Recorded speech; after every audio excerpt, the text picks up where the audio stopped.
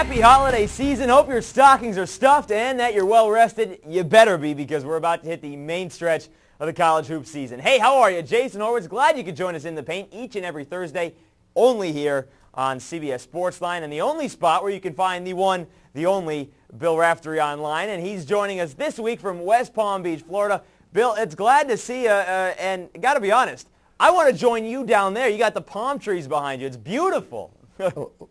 If you improve your golf game, Jason, we'll slip you in down here on occasion. But, you know, other than that, it's been delightful. My 40 handicap won't make it down there. All right, Bill, let's start this week's show off with the West Coast. Last week we started the East. Let's start with the West Coast, and we'll start with the Pac-10. And, you know, last week we talked UCLA. We'll get to them a little bit later in the show. But as the Pac-10 starts conference play tonight, that being Thursday, you notice it's a very deep league and one that has teams with big wins over other major conference teams. What are your thoughts on the teams in the league not named the Bruins? Well, it's interesting that you bring that up, because Oregon's a team that's played great basketball, terrific win on the road against Georgetown. Georgetown had beaten them the year before up in Oregon. California's a team nobody talks about. I think the big name teams are Washington, which is very talented, and Arizona. You know, we talk about great players in the country. Nobody speaks about Ivan Radinovich. He's a senior, a guy that can shoot outside, allows them to play smaller, but yet he's got the possibility of slipping into the post. Chase Budinger, one of the great players for that particular, you know, a freshman coming in, sure shot All-American eventually as he progresses in his play. And you know, Washington State nobody talks about either. The style of play, Tony Bennett taking a page out of his father, not a song out of his father, but a page, playing very controlled, much like they did at Wisconsin. So, you know, teams develop as the season progresses, but I think the chalk is UCLA simply because they play great defense. Do you think any of those teams can challenge UCLA to win the Pac-10? I mean, we're going to take a look here at some of the key Pac-10 wins that we've had throughout the year after this. But, you know, you mentioned some of them. Do you think those teams can play at that level throughout the entire Pac-10 conference to stay with UCLA at an 18-game conference season? They're not going to go undefeated. I mean, UCLA, you know, if they don't have a turnover type of game where they force you into mistakes and get some open floor opportunities, you know, they can be had. If you're big and strong in the post area, you think of Washington. You know, Brockman, big, tough guy. Spencer Hawes, a guy to be reckoned with as his career progresses. So, yeah, there's certainly some answers in this league, Arizona being one of them. Stanford, a team who's played well. You know, there are some good, solid teams, and like any league, it's very tough to win on the road. That's where UCLA may have some problems. You mentioned Hawes, you mentioned Budinger, also a great freshman at Oregon, some very good freshmen in the league. Speaking of freshmen, let's get into the Big East, and that also begins conference play this weekend. The cream of the crop, you know, people thought it would be Pittsburgh, it would be other teams in the Big East. It may be UConn, despite the fact that they are so young and they lost so much from last year. You know, one of just 4 remaining unbeatens in college hoops, but look at what they lost. You lost Marcus Williams, Rudy Gay, Rashad Anderson, Josh Boone, Denton Brown. You almost lost an entire starting lineup. You know, Bill, this freshman class is averaging 49% of the Huskies' points. What do you make of this UConn freshman and sophomore team? Because that's all it is, freshmen and sophomores. Well, any other coach would have considered retirement when you lose that many great players. But, you know, Jim Calhoun, like the greats now in the game, they retool. They bring kids in who are promising players. Dyson in the backcourt's a solid player. And don't forget, A.J. Price, although his first year has been around a while, so he's a solid performer. Jeff Adrian is an old-timer. Grandpa on this basketball team, he brings a certain toughness. But to me, it's all about the big guy in the middle. Thabit dominates the inside. You don't get easy baskets. He blocks shots. They get their runouts. And the biggest thing, I think Calhoun has some juice now. He's rejuvenated. I mean, he's refreshed.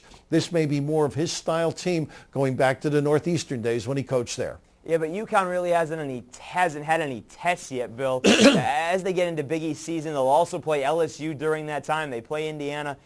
What kind of bumps are you expecting down the road?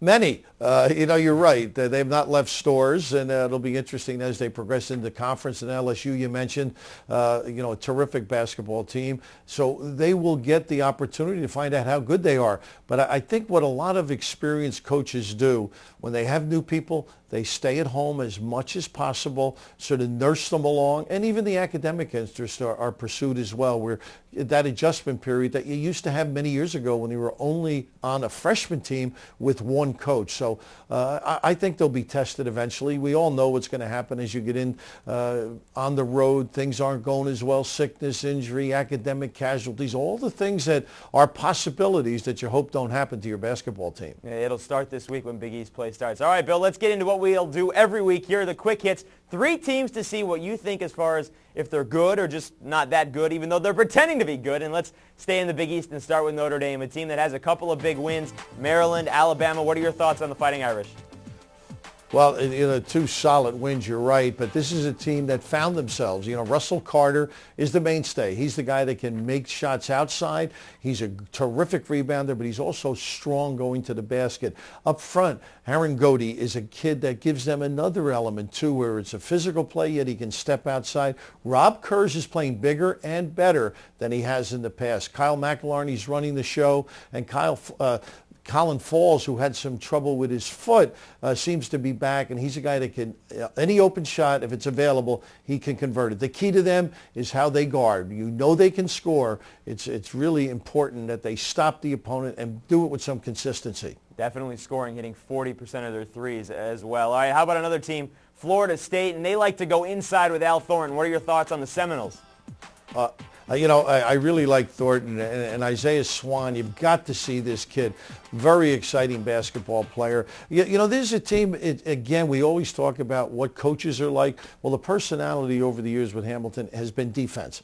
And to progress in that conference with the tough road test that they're going to have, they can score. What's going to happen if they can't go up and down and score off of turnovers? I think that becomes very important that they stop people, particularly as they make visits. You talk about tough tests. North Carolina, their second ACC game. It doesn't get any tougher than that. All right, one more team to get to here, Nevada. And, the Wolfpack have had some big wins. They have some great players from last year's team that was in the NCAA tournament. They play Gonzaga coming up. What are your thoughts on Nevada? Well, the ability of Facekas is renowned. A lot of people thought he might leave. He's one of those big kids that plays like an international performer, can face up, but also can get inside. He averages over 12 rebounds a game. This Kemp and Sessions are 2 terrific basketball players as well. So the unknown quantity of this team, I saw them beat Kansas a couple of years ago. They're solid, they're confident, and I think they are a second-round team in the NCAA. They're also very experienced, too. All right, Bill, let's get into a new feature that you and I are going to do each and every week. Our Players of the Week, guys we think that'll have big impact from this Thursday until next Thursday, and we'll start with yours, and we'll go back to UCLA for yours. Well, he's one of my favorites. One, he stayed in school. Aaron Aflalo is a guy that plays on the wing but can handle the basketball. He's very impressive to anybody who's ever played or coached in that he can stop people. He has bought in, and I think coming back, he's become even a better defender.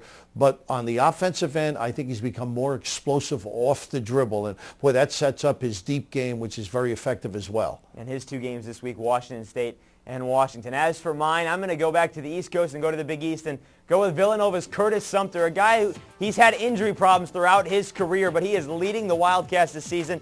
A couple of games this week. He's got Temple, and then they start Big East play at West Virginia. All right, Bill, that's going to do it for this edition of the In the Paint. You're so provincial. You're so provincial. You gotta like move Curtis around Sumter. the country a little bit. I'll move around. I'll tell you what. No, he's a next great week player. Next week I'll go Midwest. Okay, that's a deal. All right, you're going to the Midwest. Have a great weekend in Ann Arbor. You're going to do Georgetown in Michigan. Enjoy it. We'll talk to you real soon, Bill. All right, Jason. Have a great day. You too. All right, folks, there you have it. In the Paint exclusively here on CBS Sportsline. But don't forget, we're always on demand on this website as well as on YouTube whenever you want. For Bill Raftery, I'm Jason Horowitz. Until next time, take care.